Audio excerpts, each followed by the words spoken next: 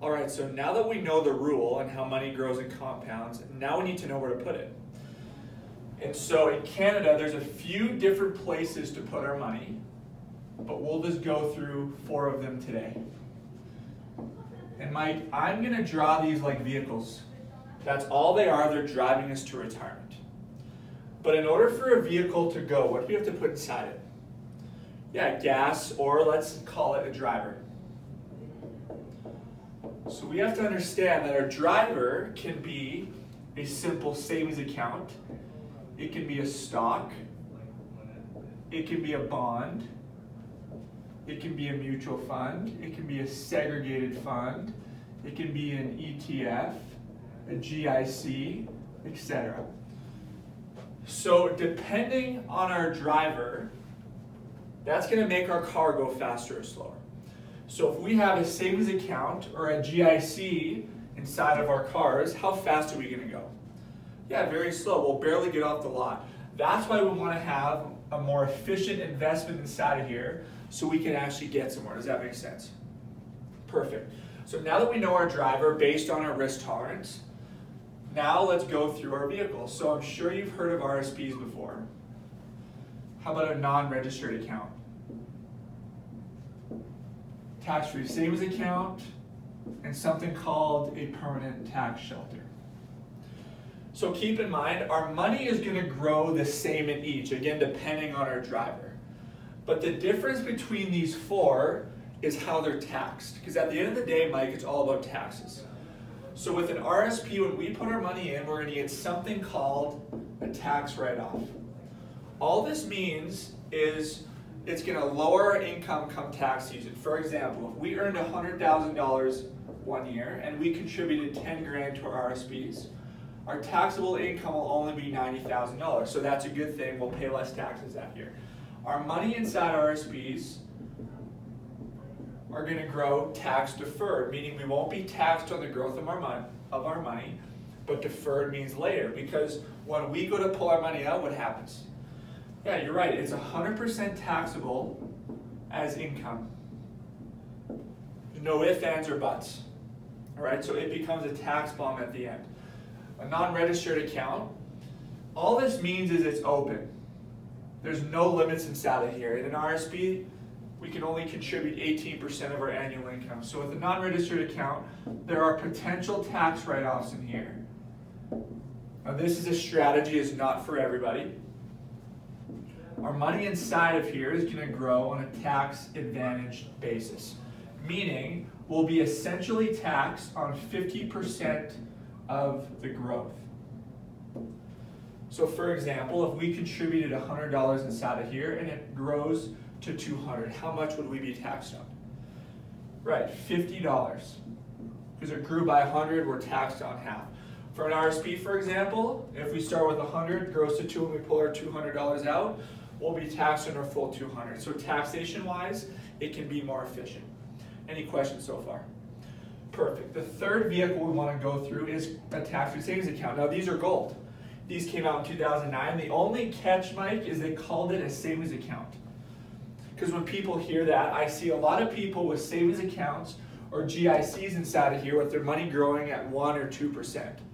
But we have to understand we can put any driver inside of here so we can actually get somewhere, because with this vehicle, there won't be a tax write-off, but our money will grow tax-free, and we'll have access to it tax-free. So we can take advantage of this. Just to put things in perspective, if we want to save $1 million in retirement, $1 million will be the full million in a TFSA. With an RSP, however, we probably have to save close to 1.3 million to get the same million because of taxes. So can you see the big difference between the two? Absolutely. Now keep in mind there is a purpose for all of them, but taxation-wise, this one's better. Now, permanent tax shelter. What happened here is the insurance and the investment world collided. Now there's power with both. Essentially, all our money inside of here is going to grow on a tax-deferred basis, meaning our money won't be taxed as it grows. Because it's also insurance, our money is going to bypass probate. Now, Mike, have you heard of probate before? So probate is a process that occurs to our assets when somebody passes away. All that means is this is when we decipher who gets what upon death. This is when lawyers get involved, accountants. It can be a disaster. That's where we see family feuds happen. At the end of the day, because you name a beneficiary, the money's going to go to them on a tax-free basis. The third feature is our money will be creditor protected. Meaning if we were to get sued or go bankrupt, it's very difficult to come after our money inside of here. So the easiest way I can explain this, Mike, is this concept of an orange. Now when we go to the grocery store to buy an orange, are we buying it for the fruit or the peel? Yeah, the fruit, but we have to pay for the peel too, don't we? Because what does the peel do?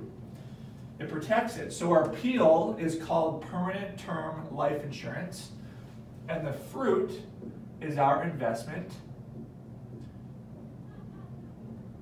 that is growing. So how it works, with the money we decide to put inside of this program, we're first going to need to pay for our cost of insurance. So a small portion of what we're putting in will go towards the cost of the insurance. Then we're going to add a rate of return on our investment, because we're going to go and grow some money inside of here using any of these drivers that we discussed previously. The insurance company will also give us something called a funding bonus, which will help pay for our cost of insurance quicker, so more of our money will go towards our cash value. So the goal is to grow a large enough pot of money so when it comes to retirement or down the road, we can have access to it on a tax-free basis. Now, there's only one catch. What do you think it is? Yeah, we have to be healthy to own one because it's an insurance product. We actually have to qualify. So owning one of these is a privilege, not a right. So the whole idea here, Mike, is for us to be diversified across all four. So when it comes to retirement, now we can go and dictate our tax bracket because we'll have 4 pots of money that we can choose from. But if all our money is sitting inside RSPs, the government will tell us exactly how much tax we pay every single year. So Mike, do you feel like you're properly diversified across all 4? Hey, no worries. My hope would be to put a plan together to address that, where I'd go to the office, run some numbers, and show you exactly what this would look like in your situation. Does that sound fair? Perfect. The next step, I just need to gather some information so I could show you what that would look like. Sound good? Perfect.